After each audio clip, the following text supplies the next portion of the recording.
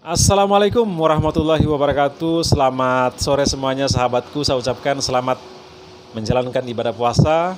Semoga puasa kita selalu diberikan kelancaran dan mendapatkan berkah dari Allah Subhanahu wa taala. Amin ya rabbal alamin. Teman-teman semuanya, di sini kita omong-omong lagi mengenai dengan situasi dan kebijakan bangsa saat ini dan permasalahan sehingga bertimbulnya berbagai macam istek, yaitu Indonesia gelap, kabur aja dulu, adili Jokowi, semua itu terpampang di media sosial. Itu adalah hal yang terjadi di kehidupan bangsa, kehidupan masyarakat, sehingga itu mencuat di media sosial. Jadi ini adalah suatu momentum untuk pemerintah harus menyelesaikan atau jadikan suatu dasar untuk langkah-langkah kebijakan pemerintah lebih berkepentingan kepada masyarakat Indonesia. Dari istilah tersebut, Pak Luhut menanggapi dengan santai bahwa kalian yang gelap, bukan saya yang gelap. Indonesia tidak gelap. Indonesia terang, kalian yang gelap. Jadi perkataan ini saya rasa ya tidak masalah bagi beliau karena beliau merasa aman, damai, tentram di pemerintahan. Jadi merasa terang saja sehingga tidak bisa mendeteksi keadaan masyarakat, sehingga hal ini mencuat ke media sosial, yaitu Indonesia gelap. Itu adalah realitas yang terjadi. Hal itu disebabkan dengan keadaan Indonesia gelap ini, kita bisa mendeteksi sehingga Bapak Prabowo Subianto mengundang para oligarki atau kita sebut sebagai 9 naga yang sangat berpengaruh, hampir ataukah sudah kalah, negara kalah dengan para oligarki ini, sehingga Bapak Presiden mengundang mereka ke istana untuk membicarakan hal-hal entah apa yang mereka bicarakan. Namun patut untuk kita duga, itu adalah terjadi suatu kegelisahan yang terjadi di Republik ini dan bisa dikaitkan Indonesia gelap itu adalah benar adanya. Karena memang realitasnya seperti itu, sehingga Bapak Presiden ini mungkin membangun kerjasama dengan para pengusaha-pengusaha ini untuk bersama-sama menjalankan program pemerintah, baik itu mungkin makan siang gratis, ataukah proyek-proyek nasional lainnya yang dikerjakan. Hal ini akan membuat suatu permasalahan tersendiri karena memang mungkin atau proyek-proyek nasional dikaitkan dengan atau bersama dengan perusahaan. Namanya perusahaan itu mereka bekerja untuk tidak rugi, mereka cari untung, begitu. Jadi kalau itu terlibat, itu dari suatu problematika tersendiri. Apalagi tanah-tanah hutang lindung negara diberikan kepada para swasta ini untuk mengelola. Bagaimana sistemnya di dalamnya, karena pada prinsipnya perusahaan ini mereka tidak mau rugi juga dong. Jadi jangan sampai negeri kita ini dikuasai oleh para swasta atau oligarki untuk kepentingan untuk mendapatkan pendapatan yang sebesar-besarnya. Karena negara ini didirikan untuk kesejahteraan dan kecerdasan bangsa Indonesia ini.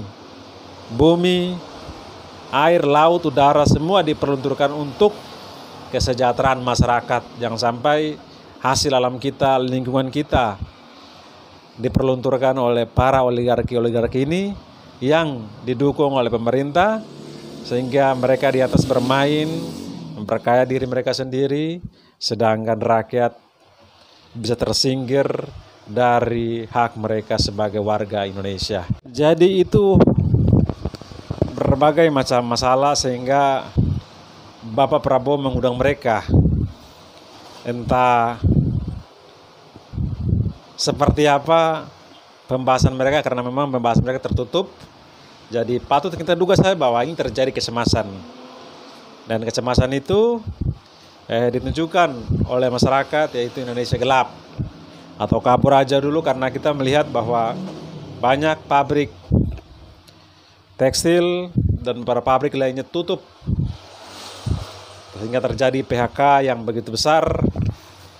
Bagaimana tanggung jawab pemerintah, sebagaimana Pak Presiden selalu menyampaikan ingin menghapus kemiskinan dari Indonesia. Dan beliau selalu sampaikan itu. Dan sampai saat ini kita belum melihat langkah-langkah konkret yang seperti apa dan mau menghapus kemiskinan dari Indonesia.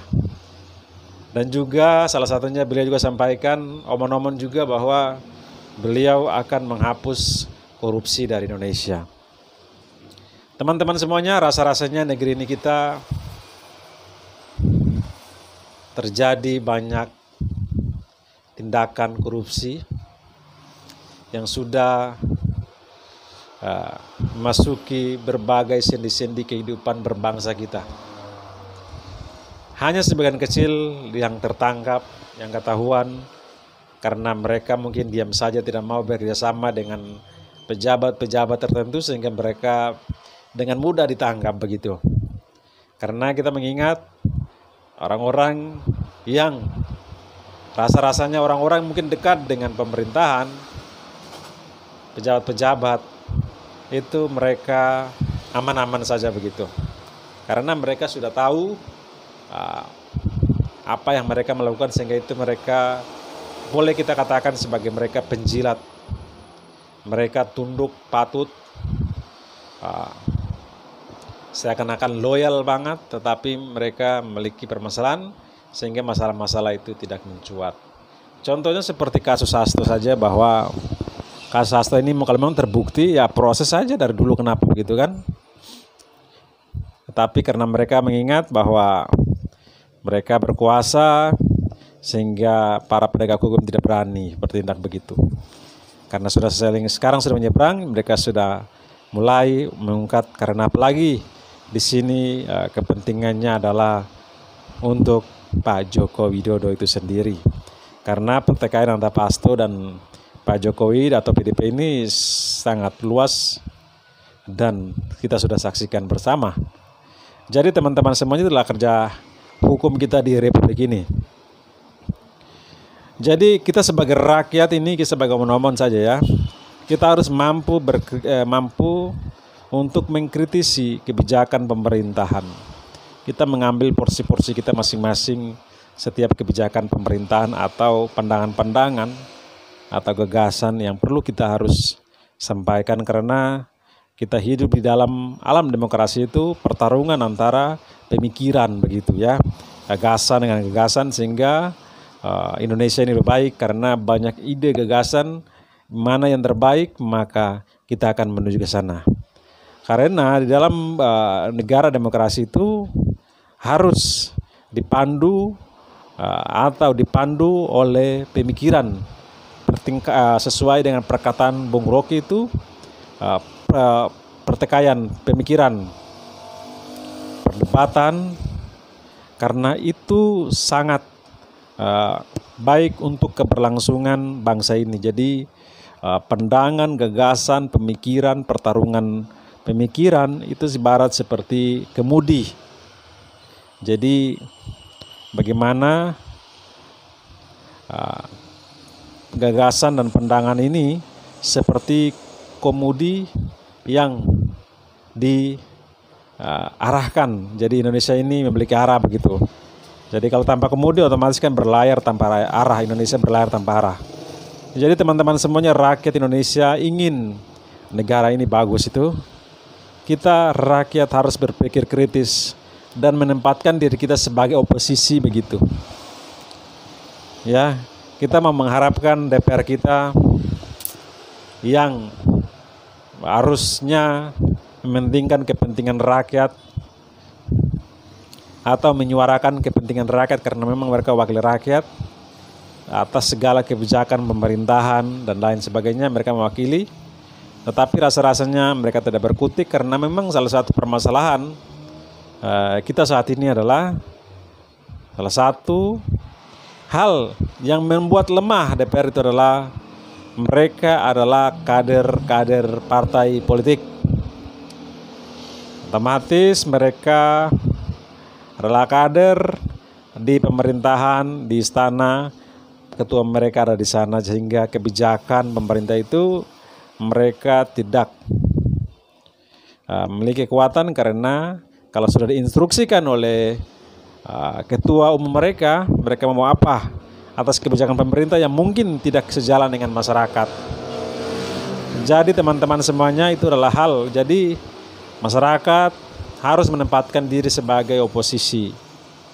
Siapapun pemimpinnya kita harus menempatkan. Jangan sampai kita mengagumi seorang pemimpin dan kita menganggap orang lain mengkritis sebagai musuh begitu. Itu adalah hal-hal yang mencederai bangsa ini atau demokrasi kita sendiri. Karena dalam demokrasi adalah pertengkaran pemikiran.